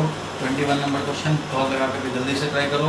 A body of mass 5 kg, मास दे दिया हुआ है 5 kg, पॉज लगा करके जल्दी से कर लो पहले काम, उसके बाद 2 मिनट के बाद देखना हमारा आंसर। 5 kg स्टार्ट करता है ओरिजिन से विद इनिशियल वेलोसिटी दिया हुआ है 30I प्लस 40J, ठीक है। इफ ए कांस्टेंट फोर्स का वैल्यू दिया हुआ है -I cap minus 5J cap, ये है force acts on the body, then the time in which y component of the velocity becomes 0, time निकालने हैं for which vy becomes 0, vertical component of velocity becomes 0, तो vertical component of velocity को 0 करने का time पूछा गया है। तुम्हें पता है ये 2 डायमेंशनल मोशन को कैसे डील करते हैं, x डायरेक्शन का मोशन के लिए x कंपोनेंट, y डायरेक्शन का मोशन के लिए y कंपोनेंट, मींस समझो कि प्रोजेक्टाइल मोशन हो गया एक तरह से, इस तरह से हमने प्रोजेक्ट कर दिया है, प्रोजेक्टाइल एग्जैक्टली नहीं है, ये हमने दे दिया 2 डायमेंशनल इनिशियल वेलोसिटी, 2 डायमेंशनली हमारा फोर्स भी लग रहा है, IJ में फोर्स भी है, लेकिन हमें चाहिए कब Vy 0 हो जाएगा, तो कब Vy 0 हो जाएगा, तो हम लोग निकाल सकते हैं V is equal to U plus AT से, तो Vy तो 0 करना है, Uy कितना है, तो इनिशियल वेलोसिटी y में था 40, चलो 40, एक्सेलरेशन कितना है भाई, तो y डायरेक्शन एक्सेलरेशन है -5, फोर्स है -5, तो एक्सेलरेशन कितना हो जाएगा, acceleration is force divided by mass, तो Ay का वैल्यू लिखेंगे तो y डायरेक्शन में फोर्स, Fy Ay का अगर वैल्यू निकालना है तो Fy है -5, और मास कितना था भाई, तो मास था 5 kg दैट इज -1, तो ये वाला हो गया एक्सेलरेशन जो y डायरेक्शन में है वो है -1, और टाइम निकालना है तो टाइम का वैल्यू हो जाएगा 40 divided by 1 that is 40 second, तो 40 सेकंड मिल जाएगा, 40 सेकंड मिल जाएगा। एक्सेलरेशन का वैल्यू हमें निकालना था, एक्सेलरेशन का y कंपोनेंट निकालना था, तो फोर्स का y component divided by mass, force का y कंपोनेंट है -5 और डिवाइडेड बाय मास था 5 kg, तो -1 आ गया, acceleration in the y direction is -1, उसका यूज कर लिया, 40 सेकंड आ गया, 40 सेकंड में वर्टिकल कंपोनेंट हो जाएगा 0, हॉरिजॉन्टल कंपोनेंट क्या होगा वो हमें नहीं जानना है, हॉरिजॉन्टल कंपोनेंट में क्या दिया है इनिशियल वेलोसिटी और फोर्स वो भी हमें मतलब नहीं है, क्योंकि हमें निकालना था वर्टिकल कंपोनेंट कब 0 हो रहा है। क्लियर है यहाँ तक? चलो बहुत बढ़िया, यहाँ तक आपने नोट कर लिया। नेक्स्ट क्वेश्चन देख लिया जाए। चलो 22 नंबर देखो। The maximum speed that can be achieved without skidding, maximum speed that can be achieved without skidding by a car on a circular unbanked road of radius r and coefficient of static friction भी। तुम्हें पता है भाई कि जब भी ऐसा होता है कोई व्हीकल हमारा हॉरिजॉन्टल टर्न में ले तो उसको सेंटीमीटर कौन देगा, फ्रिक्शन देगा। फ्रिक्शन ही सेंट्रीपिटल फोर्स देता है, इसलिए फ्रिक्शन ही हमारा mv²/r इसको प्रोवाइड करता है। और ये फ्रिक्शन जो है स्टैटिक फ्रिक्शन, क्योंकि स्किडिंग होने नहीं देना है, ये फ्रिक्शन कैसा है, स्टैटिक है। बट तुम्हें पता है कि स्टैटिक फ्रिक्शन हमारा सर्टेन लिमिट से ज़्यादा हो नहीं सकता, लेस देन और इक्वल टू μmg होता है। म्यू इंटू नॉर्मल, नॉर्मल क्या है यहाँ पे mg, और ये क्योंकि हॉरिजॉन्टल है, ये टर्म हॉरिजॉन्टल है, कोई बैंकिंग किया हुआ है नहीं, सो नॉर्मल इज mg। तो फ्रिक्शन ही तुम्हें प्रोवाइड कर रहा है centripetal force, it means static friction is mv²/r। यह है जितना स्पीड पे टर्न लोगे उस हिसाब से स्टैटिक फ्रिक्शन लगेगा, लेकिन ये लगेगा तभी जब इतना इसको मिल पाएगा। अगर तुम्हारा ये रिक्वायरमेंट mv²/r 4 न्यूटन है, इसका लिमिटिंग फ्रिक्शन अगर हमारा 10 न्यूटन है तो मिल जाएगा। तुमने स्पीड बढ़ाया, अब रिक्वायर्ड फ्रिक्शन हमारा 10 न्यूटन मैक्सिमम मिल सकता है, और रिक्वायर्ड अब 8 न्यूटन हो चुका, तो तुम्हें 10 न्यूटन मैक्सिमम लिमिट है, 8 न्यूटन का डिमांड कर रहे हो, मिल जाएगा। थोड़ा स्पीड और बढ़ाया, 9 न्यूटन हो गया mv²/r, डिमांड कर रहे हो, मिल जाएगा। लेकिन तुम और स्पीड बढ़ाया, 10 डिमांड करोगे तो 10 तक तो मिलेगा, लेकिन आप 11 डिमांड कर दोगे तो नहीं मिलेगा, स्किडिंग हो जाएगा। सो फॉर सेफ टर्निंग, ये सब हम लोगों ने डिराइव भी किया था, for safe turning, safe turning अगर करने हैं तो तुम्हारा mv²/r जो रिक्वायरमेंट है, this should be less then और इक्वल टू जो लिमिट जो तुम्हें मिल सकता है फ्रिक्शन, तो mm कैंसिल हो जाएगा, and v should be less than equal to μrg/√। So maximum speed that can be achieved without skidding on a horizontal turn is √μrg, √μrg। बस यही हो जाएगा, √μrg पे टिक लगा देंगे, काम हो गया खत्म। चलो 23 नंबर देखा जाए। A lift is moving down with acceleration a। इस बार लिफ्ट जा रहा है डाउनवर्ड में, डाउनवर्ड में जा रहा है भाई, और इसका एक्सेलरेशन कितना है, एक्सेलरेशन a है, जो एक्सेलरेशन a ही है। तो लिफ्ट एक्सेलरेशन a से डाउनवर्ड जा रहा है। A man in the lift drops a ball inside the lift। तो मैन ने एक बॉल को ड्रॉप कर दिया है, हाइट से सपोज करो लिफ्ट में। The acceleration of the ball as observed by the man in the lift and the man standing stationary on the ground are respectively। अच्छा, लिफ्ट वाला क्या ऑब्जर्व करेगा एक्सेलरेशन, और ग्राउंड वाला क्या ऑब्जर्व करेगा, ये बताना। तो देखो भाई ये डाउनवर्ड में जा रहा है, तो ये लिफ्ट ऑब्जर्वर, अगर हम लोग लिफ्ट की बात करें, लिफ्ट ऑब्जर्वर क्या ऑब्जर्व करेगा, एक्सेलरेशन वो चाहिए। तो लिफ्ट ऑब्जर्वर एक नॉन इनर्शियल फ्रेम है, ये इस पे बॉल पे सूडो फोर्स भी लगाएगा। लिफ्ट ऑब्जर्वर कितना देखेगा और ग्राउंड ऑब्जर्वर कितना देखेगा, तो एक बार हम लोग लिफ्ट ऑब्जर्वर की बात कर रहे हैं। तो लिफ्ट ऑब्जर्वर देखेगा कि जो बॉल है मैंने जो रिलीज किया उस पर mg भी लगेगा, और सिंस ये डाउनवर्ड एक्सेलरेटेड है इसलिए एक इस पे अपवर्ड फोर्स भी लगेगा, और वो कितना होगा, तो वो ma होगा। इसलिए इसका इफेक्टिव एक्सेलरेशन क्या हो जाएगा, तो net force divided by mass. Net force कितना हो जाएगा, mg माइनस ma हो जाएगा, डिवाइडेड बाई मास, यानी कि g minus a is the effective acceleration. मान लो इसको a2 लिखता हूँ, effective acceleration is g minus a as seen from lift. Lift observer के लिए भाई, लिफ्ट ऑब्जर्वर तो यही देखेगा, अगर ये स्टेशनरी होता तो सीधा जी से आता, स्ट्राइक कर जाता फ्लोर को, लेकिन ये स्टेशनरी नहीं है, ये डाउनवर्ड एक्सेलरेटेड है। डाउनवर्ड एक्सेलरेटेड है तो तुम खुद सोचो कि इफेक्टिवली ये इसको ज़्यादा टाइम लगेगा, क्योंकि ये लिफ्ट भी डाउनवर्ड जा रहा है। खैर कुछ क्या लगेगा वो अलग मैटर है, फिलहाल ये है कि ये नॉन इनर्शियल फ्रेम है, इसको सूडो फोर्स इमेजिन करने पड़ेंगे। सो बॉल पे लगने वाला फोर्स एक mg है, और एक सूडो फोर्स जो एक्सेलरेशन के अपोजिट, यानी एक्सेलरेशन डाउनवर्ड है तो अपोजिट में ma लगा, so effective force is mg minus ma divided by mass हो गया एक्सेलरेशन। एक्सेलरेशन ये हो गया। ग्राउंड ऑब्जर्वर देखेगा तो वो यही देखेगा भाई कि इस पे mg फोर्स लग रहा है, since it is a inertial frame so it will not assume any non inertial force, यानी कि सूडो फोर्स, इसको एज्यूम करने की ज़रूरत नहीं है। इसलिए इसके लिए फोर्स डिवाइडेड बाय मास लिखेंगे तो only mg divided by m that is g मिलेगा। तो इसके लिए g मिलेगा, और लिफ्ट ऑब्जर्वर के लिए g माइनस a मिलेगा। तो ठीक है, acceleration of the ball as observed by the man in the lift, g minus a, and man जो लिफ्ट में है उसके लिए g minus a, and standing stationary on the ground उसके लिए g। तो पहले लिखेंगे g माइनस a फिर g माइनस a और फिर g, ये वाला ऑप्शन ले लेंगे। देखना पड़ेगा ना कि कौन पहले, किसका पहले लिखा हुआ है। तो as observed by the man in the lift and the man standing stationary on the ground, तो g minus a and g, ये हो जाएगा ऑप्शन, तो ये करेक्ट हो जाएगा। क्लियर है यहाँ तक? जब भी नॉन इनर्शियल प्लेन में होगे तब सूडो फोर्स लगाना पड़ेगा, माइनस ma0 याद होगा पड़ा था। और ग्राउंड ऑब्जर्वर क्योंकि ये इनर्शियल फ्रेम है, इसको कोई सूडो फोर्स लगाने की जरूरत ही नहीं। चलो नेक्स्ट क्वेश्चन पे देखें। A lift is moving down with acceleration a, man lift a को देखिएगा। Player caught a cricket ball of mass 150 gram moving at a rate of 20 meter per second. In catching process complete by 0.1 second, and then the force, ठीक है, of the blow exerted by the ball on the hand। तो force वही निकालना है भाई। Ball को catch किया गया है, कैच किया गया मीन्स मोमेंटम जो लेके आया था उसको जीरो किया गया। तो चेंज इन मोमेंटम, यहाँ पे चेंज इन मोमेंटम लिखे, फाइनल मोमेंटम जीरो है, इनिशियल मोमेंटम कुछ लेके आया, कितना लेके आया भाई, तो ये मास इनटू वेलोसिटी, ठीक है, मास इनटू वेलोसिटी लेके आया, कोई बात नहीं है, प्लस माइनस मतलब नहीं, हमें तो भाई वैल्यू चाहिए बस। और डिवाइडेड बाई टाइम इंटरवल निकालेंगे। सो फोर्स का वैल्यू हो गया, change in momentum is mv, मास है 150 ग्राम मीन्स 0.15 kg, ये हो गया 150 ग्राम मीन्स 0.15 kg, ये हो जाएगा, ठीक है।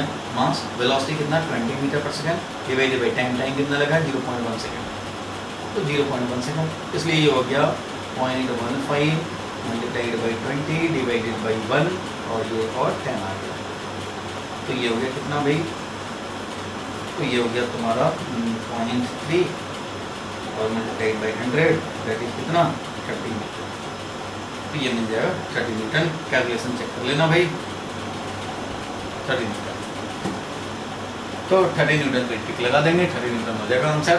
Net force is equal to change in momentum divided by time, और change in momentum divided by time किया, 30 न्यूटन आया, आंसर टिक कर देंगे, 30 न्यूटन पे टिक लगा देंगे। चलो नेक्स्ट क्वेश्चन पे चलें। Car is moving along a straight horizontal road with speed v0 speed से जा रहा है भाई। If the coefficient of friction between the tire and the road is new, then the shortest distance in which the car can be stopped।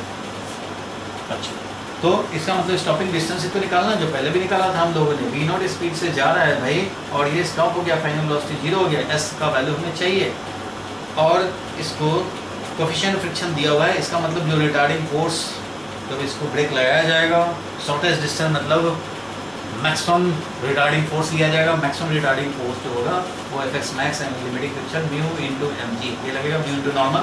Normal का value क्या है, horizontal road है तो नॉर्मल का वैल्यू mg है, इसलिए ये है फोर्स। तो हम लोग अप्लाई करेंगे, v square is equal to u square plus y से स्टॉपिंग डिस्टेंस निकालेंगे, तो v स्क्वायर तो 0 है भाई, चलो पहले लिख लेते हैं, 0 square is equal to v0 square plus 2 into acceleration, acceleration का वैल्यू है, रिटार्डेशन है तो निगेटिव में आएगा एक्सेलरेशन, और ये आएगा कितना, तो माइनस म्यू जी, क्योंकि एक्सेलरेशन होगा force divided by mass, force था mu m g divided by mass, इसलिए हो गया mu g, mu m g divided by mass means mu g, ये हो गया रिटार्डेशन, तो माइनस म्यू 2a और एस तो स्टॉपिंग डिस्टेंस निकालना ही है, तो s का वैल्यू हो गया v0 square upon 2 mu G, v0 square upon 2 mu G, तो v0 स्क्वायर अपॉन कहाँ है 2 म्यू जी, ये है, तो ये ऑप्शन हो जाएगा, फर्स्ट ऑप्शन में टिक कर लेंगे हम लोग, तो ये आ जाएगा, कोई कंफ्यूजन नहीं। स्टॉपिंग डिस्टेंस निकालना था, जब मिनिमम डिस्टेंस पे रोकना है तो मैक्सिमम फ्रिक्शनल फोर्स यूज करेंगे विच इज स्टैटिक फ्रिक्शन का limiting value mu m g force लगेगा। एक्सेलरेशन कितना प्रोड्यूस करेगा, तो mu m g divided by m that is mu g, retardation maximum produce करेगा, और उससे हमारा ये स्टॉपिंग डिस्टेंस हो गया। चलो नेक्स्ट क्वेश्चन पे आ जाओ। The ratio of weight of a man in stationary lift, weight of a man in stationary lift and when it is moving downward, जब स्टेशनरी लिफ्ट हो और जब ये डाउनवर्ड मूव कर रहा हो with uniform acceleration a is 3:2, then the value of a क्या हो, कोई बात नहीं, हम लोग देखते हैं भाई। रेशियो जो वेट ऑफ द मैन है, weight of the man in the stationary lift और weight of the man moving downward with acceleration a, चलो भाई, तो वेट स्टेशनरी में तो mg होता है, और जब ये डाउनवर्ड एक्सेलरेट हो रहा है तो डाउनवर्ड में g इफेक्टिव, डाउनवर्ड वाले में डाउनवर्ड एक्सेलरेशन में moving downward with uniform acceleration, मतलब डाउनवर्ड एक्सेलरेशन हो तो g इफेक्टिव जो होता है वो g माइनस a हो जाता है, अपवर्ड एक्सेलरेटेड होता है तो g प्लस a हो जाता है, अभी क्या हो जाएगा ये g माइनस a हो जाता है, तो इसका यूज़ करेंगे। तो स्टेशनरी लिफ्ट में ये था, और जब ये डाउनवर्ड एक्सेलरेटेड है तो g माइनस a है, और ये रेशियो दिया हुआ है तुम्हारा 3:2 दिया हुआ है 3/2 दिया हुआ है। mm कैंसिल हो जाएंगे और g divided by g minus a is 3/2। It means 2g cross multiplication किया तो 2g is equal to 3g minus 3a। It means g is equal to 3g minus 3a हो गया, ये 3g minus 3a। It means हो गया हमारा 3a इधर लाएं तो g is equal to 3a 3g minus 2g and a will be equal to g upon 3। तो a का वैल्यू मिल जाएगा हमें g अपॉन 3 वैल्यू मिल जाएगा। फिर से मैं बता दूं कि हमारा वेट जो स्टेशनरी लिफ्ट में था और जब लिफ्ट हमारा डाउनवर्ड एक्सीलरेटेड है वो रेशियो दिया हुआ था 3:2 as per the question. Stationery lift में हमारा इफेक्टिव वेट होता है mg और जब ये डाउनवर्ड एक्सीलरेटेड होगा तो g effective will be g minus a। तो mg divided by mg minus a is 3/2। इन्होंने कैंसिल हो गया और कैलकुलेशन कर लिया, a का वैल्यू आ गया g/3। तो यही हो जाएगा आंसर। चलो आगे बढ़ते हैं हम लोग।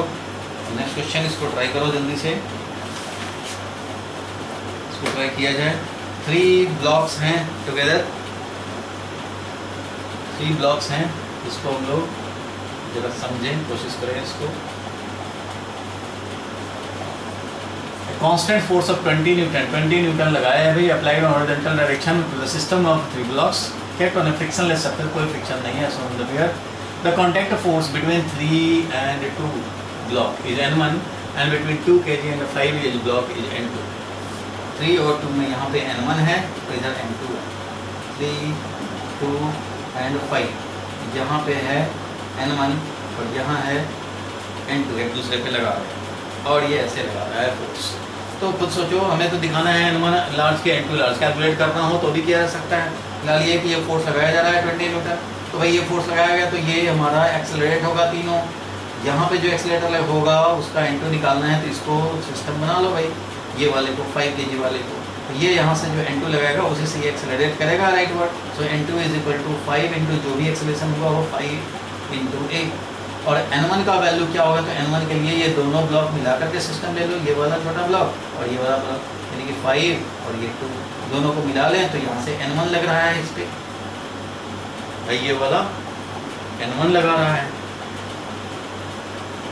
सबसे पहले तो हम लोगों ने 5 kg वाले को सिस्टम बनाया, 5 kg को सिस्टम बनाया तो ये डायरेक्ट लिख सकते हैं N2 is equal to 5 into a। और जब इन दोनों को मिलाकर सिस्टम बनाएं 2 kg और 5 kg तो इस कंडीशन में N1 लगेगा। यहाँ पे तो नॉर्मल एक दूसरे को जो लगाने वाला है वो नॉर्मल फोर्स ये है, तो यहाँ से हम जो लिखेंगे तो नेट फोर्स हमारा राइट वर्ड में नॉर्मल है इज इक्वल टू 5 + 2 सिस्टम का मास इंटू एक्सेलरेशन दैट इज 7 है। इसलिए हम लोग चाहें तो बता सकते हैं यहाँ से कि N1 लार्ज कि N2 लार्ज, तो यहाँ N1 is greater then N2। Ratio भी पूछा जा सकता था, N1 और N2 का रेशियो भी पूछा जा सकता था या वैल्यू भी पूछे जा सकते हैं, तो वैल्यू भी निकाला जा सकता है। वैल्यू कैसे निकालोगे, तो ए का वैल्यू तुम्हें पता है क्योंकि 20 kg लगा है। अगर तुम्हें वैल्यू निकालना होता है, ऐसे तो निकाल दिया N1, अगर वैल्यू निकालना होता है तो एक्सेलरेशन का वैल्यू होता है 20 effective force divided by total mass. Total mass कितना, 3, 2, 5 और 5 10 मीन्स एक्सेलरेशन इज 2 मीटर पर सेकंड स्क्वायर। तो एक्सेलरेशन का वैल्यू 2 रखोगे तो N2 का वैल्यू 5 इंटू 2 10 न्यूटन मिल जाएगा। और जब हम लोग यहाँ पे एक्सेलरेशन रखेंगे तो 7 इंटू 2 मिल जाएगा दैट इज 14 न्यूटन। तो इस तरह से हम लोग निकाल सकते हैं। बट यहाँ पे N1 greater than N2 less than ये वाला डिसाइड करना था तो N1 greater than N2 decide हो गया। 28 नंबर क्वेश्चन देखो। An object with mass 10 kg moves, an object with mass 10 kg moves at a constant velocity of 10 meter per second. ठीक है, constant force then acts for 4 seconds and gives it a speed of 2 meter per second in opposite direction में दे दिया। then the acceleration produced in it क्या होगा, acceleration क्या होगा, तो भाई एक्सेलरेशन होता है change in velocity upon time. ठीक है, 4 सेकंड टाइम दिया और 4 सेकंड में इसका वेलोसिटी 10 से -2 कर दिया क्योंकि अपोजिट डायरेक्शन में 2 आ गया। तो चेंज इन वेलोसिटी लिखते हैं, चलो final velocity minus initial velocity upon time interval. 4 second तो time interval, final velocity is -2,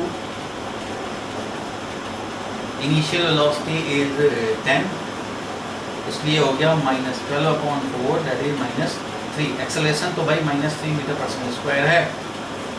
negative sign shows that it is being retarded, ये रिटार्ड हुआ है, इसलिए -3 मीटर पर सेकंड स्क्वायर हो गया। Final velocity minus initial velocity upon time, लेकिन acceleration निकालना था, एक्सेलरेशन निकाल दिया। ये जो मास 10 kg दिया इसका कोई इंपॉर्टेंस नहीं दिखा, क्योंकि हमें चेंज इन मोमेंटम नहीं निकालना है, हमें तो भाई change in velocity upon time निकालना है। क्वेश्चन में था एक्सेलरेशन प्रोड्यूस, तो एक्सेलरेशन प्रोड्यूस निकालना है, एक्सेलरेशन में तो ओनली हमें वेलोसिटी इन्फॉर्मेशन चाहिए, मास से तो कोई मतलब नहीं है। फोर्स निकालना होता तो जरूर इसमें हम लोग मास से मल्टीप्लाई करते हैं, क्योंकि मास की ज़रूरत यहाँ पे नहीं है, एक्स्ट्रा इन्फॉर्मेशन समझो गिवन है। चलो नेक्स्ट क्वेश्चन पे आ जाओ, ये आ गया क्वेश्चन, सेक्शन पे बेसिक क्वेश्चन है ये, पॉज लगाओ और ट्राई कर लो। देखो इसमें क्या लिखा है क्वेश्चन में, block of mass 5 kg is resting on A rough horizontal surface for which the coefficient of friction is 0.2 when a force 40 Newton is applied, the acceleration of the block will be, acceleration of the block निकालना है। तो देखो भाई ऐसे condition में जब ऐसे है और इंक्लाइन करके फोर्स लगाए गए, फोर्स का वैल्यू कितना है, फोर्स का वैल्यू है 40 न्यूटन। तो ऐसे कंडीशन में ये देखो कि स्लाइडिंग फोर्स कितना है, यहाँ पे 30 न्यूटन है, 30 डिग्री है एंगल, तो स्लाइडिंग फोर्स इज, स्लाइड कराने का जो टेंडेंसी वाला फोर्स है वो है 40 cos 30 डिग्री, दैट इज 40 और √3/2, इट मीन्स 20√3, 20√3 है हमारा स्लाइडिंग करने वाला फोर्स।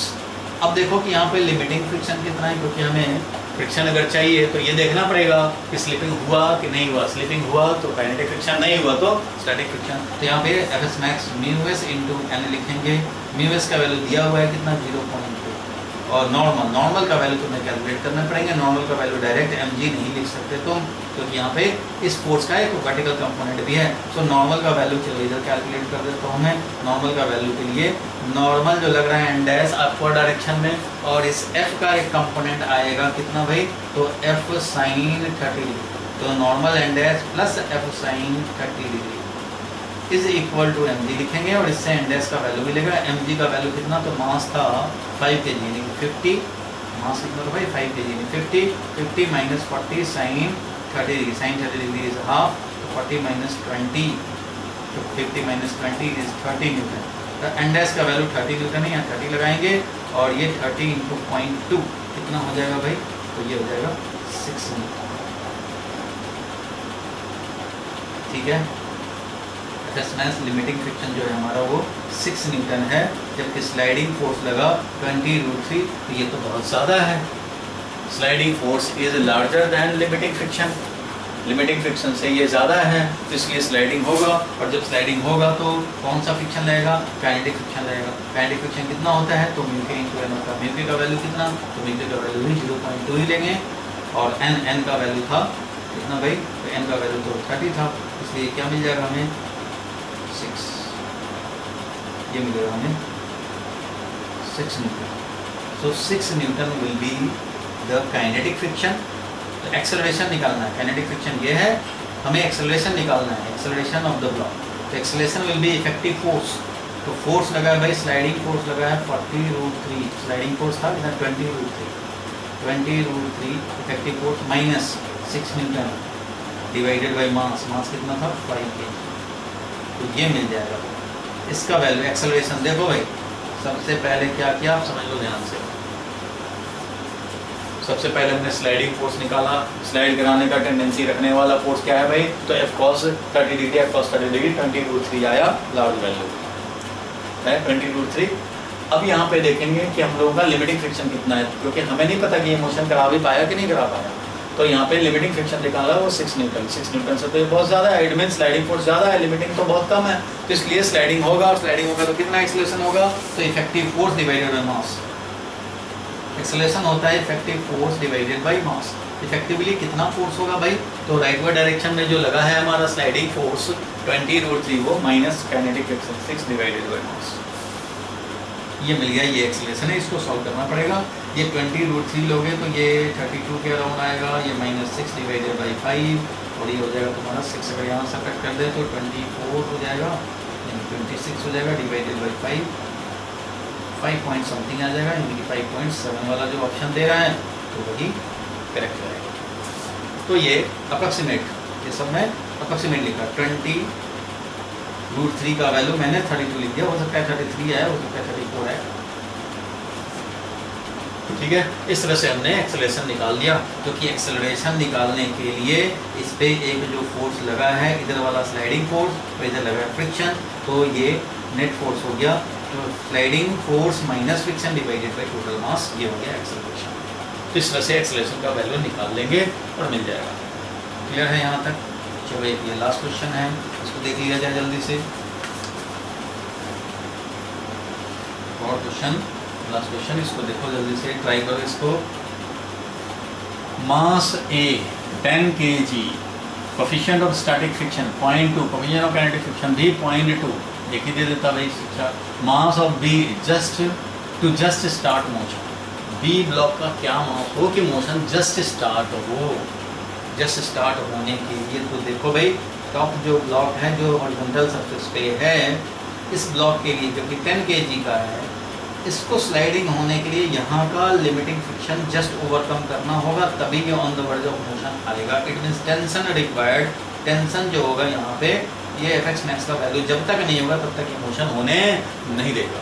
इसलिए यहाँ पे हमें देखना पड़ेगा कि टेंशन का वैल्यू यहाँ पे होना चाहिए कितना, तो एफ एस मैक्स यानी कि mu S into normal. Mu S का वैल्यू 0.2, नॉर्मल का वैल्यू 10 kg है। यहाँ पे और कोई वर्टिकल फोर्स नहीं है, ना ही किसी का कंपोनेंट है, इसलिए ये नॉर्मल इज mg। तो यहाँ पे 10 kg का 100 न्यूटन हो गया, इसलिए ये वैल्यू कितना आ गया भाई, तो 20 न्यूटन का टेंशन है। तो भाई 20 न्यूटन का टेंशन फोर्स है, और यहाँ पे ब्लॉक है बी, तो इसमें टेंशन तो भाई 20 चाहिए, तभी तो ये on the verge of sliding आएगा। इसलिए यहाँ पे कितना kg होना चाहिए, तो T इज इक्वल टू ये मास ऑफ B इंटू जी, जो कि ये 20 न्यूटन है, तो मास ऑफ B कितना हो जाएगा, तो मास ऑफ B जस्ट हमें मोशन कराना है, तो 20 divided by 10 that is 2 kg होना चाहिए। मास ऑफ B जैसे ही 2 kg होगा, it will be on the verge of sliding, on the verge of sliding आ जाएगा। तो हम लोगों ने क्या किया, बेसिक लॉजिक क्या हुआ, हम लोगों ने सबसे पहले देखा भाई कि कब जस्ट टू स्टार्ट मोशन, तो भाई ये तो मोशन के लिए फ्री ही है, ये जैसे ही स्लाइडिंग शुरू करेगा मोशन स्टार्ट हो जाएगा, इसी को पहले पकड़ लिया। देखा कब मोशन करोगे भाई, कब मोशन करोगे, इससे पूछा, बोला कि जब टेंशन हमारा लिमिटिंग को ओवरकम करेगा तब मोशन करूंगा। तो यहाँ लिमिटिंग को कब ओवरकम करेगा भाई, तो लिमिटिंग फ्रिक्शन निकाल दिया हमने, वो है यार 20 न्यूटन, इस मीन्स टेंशन 20 न्यूटन होगा, तभी हमारा ऐसा होगा। अब ये 20 कब होगा भाई, जब यहाँ 2 kg होगा, तभी तो ये 20 होगा। तो जैसे ही मास 2 kg हुआ भी, तो उसी समय ये एक्सेलरेशन होना शुरू हो जाएगा, यानी मोशन होना शुरू हो जाएगा। तो यहाँ पे ऑप्शन क्या हो जाएगा, 2 kg। बस इस तरह से हम लोग इसको सॉल्व कर लेंगे।